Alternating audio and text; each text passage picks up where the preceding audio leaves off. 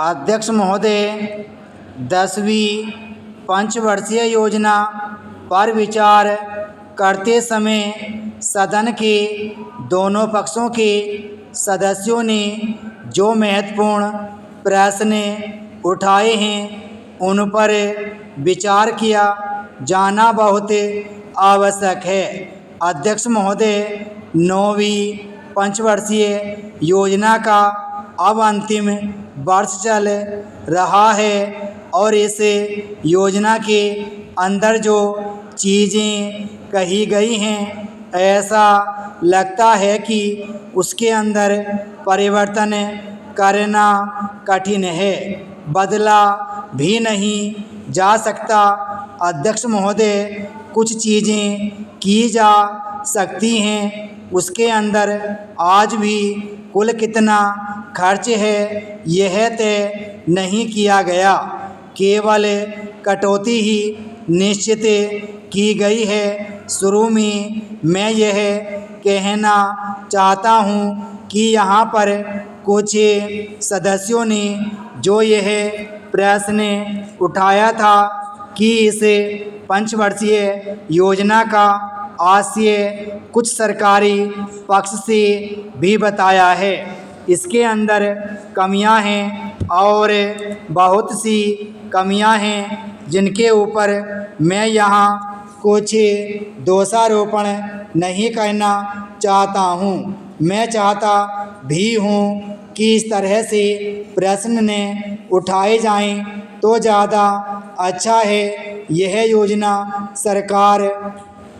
ने बनाई है, यह योजना मंत्रिमंडल ने पहले बनाई और अनुमोदन होने के बाद भी इसमें कुछ कमियां रह गई हैं, तो यह कमी रहने का दोष किसके ऊपर है? मैं समझता हूँ सदन के सभी सदस्य इसको जानते हैं। बहुत से लोगों ने दिल्ली के प्रश्न उठाए जो दिल्ली के साथ अन्याय किया गया है, तो मैं समझता हूँ इस बारे में सब आवाज़ उठाएं। इस बात की आज ज़्यादा ज़रूरत है। मैं यह कहना चाहता हूँ भारत सरकार से या जिन्होंने ये सारी योजनाएं बनाई, उन्होंने वास्तव में यहाँ के साथ बुरा किया, यहाँ के साथ अन्याय किया, क्योंकि उन्होंने इस पंचवर्षीय योजना को बनाते समय ध्यान नहीं दिया कि क्या योजना बना रहे हैं गलत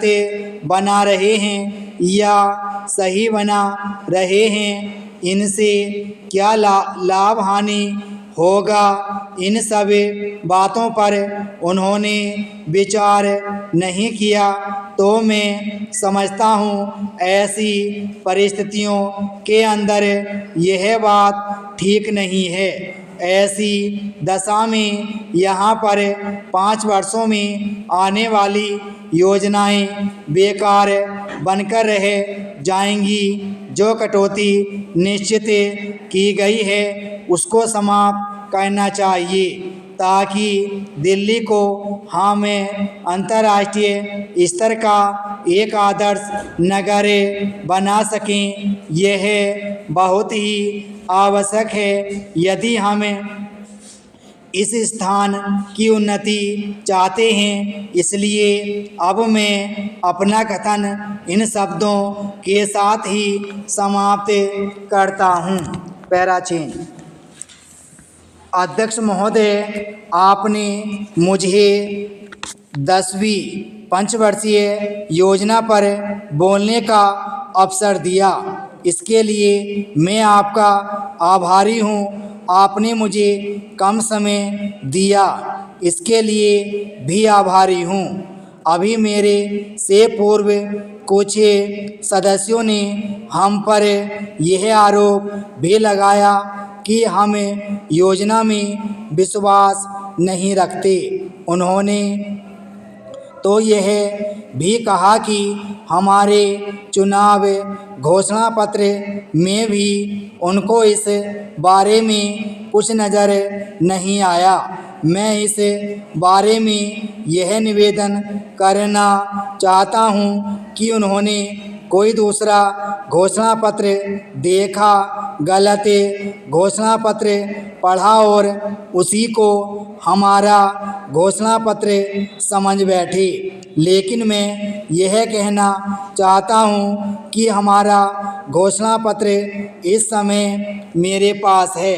इस घोषणा पत्र में हमारी घोषणा में योजना के बारे में स्पष्ट रूप से कहा गया है कि हम योजना पर विश्वास रखते हैं, लेकिन ऐसी योजना पर विश्वास नहीं रखते जो जनता के दुखों को दूर नहीं कर सकती, जो जनता के कष्ट दूर नहीं कर सकती।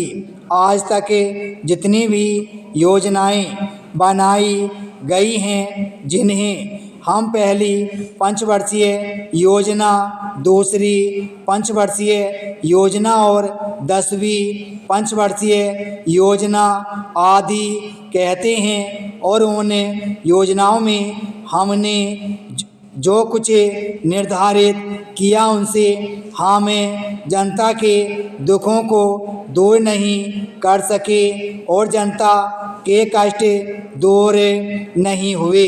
इन योजनाओं के परिणाम भी हमारे सामने हैं। बड़े बड़े अनुभवी बैठे, उन्होंने योजनाएं बनाई, लेकिन योजनाएं ठीक प्रकार से कार्यान्वित नहीं की गईं। उन योजनाओं में काफ़ी दोष थे, जिसके कारण ये योजनाएं लोगों के दुखों को दूर नहीं कर सकीं। लोग दुखी ही रहे। मैं यहाँ पर कहना चाहता हूँ कि जो हमारी योजना थी उसका परिणाम क्या निकला। उसका परिणाम यही निकला कि हमें रुपये का मूल्य कम करना पड़ा। जो योजना होती है वह राष्ट्र धन को ऊंचा करने के लिए बनाई जाती है, लेकिन हमारे सामने आंकड़े हैं, इसका परिणाम हमारे सामने है।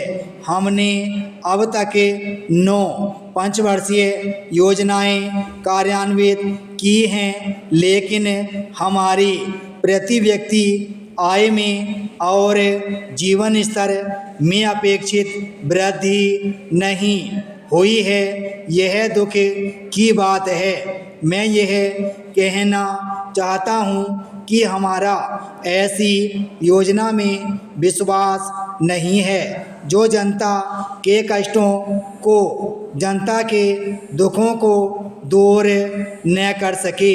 हम ऐसी योजनाओं पर विश्वास करते हैं जो उनकी आयु बढ़ा सकें, उनका आर्थिक विकास कर सके, उन्हें उन्नत कर सकें। विराम स्टॉप।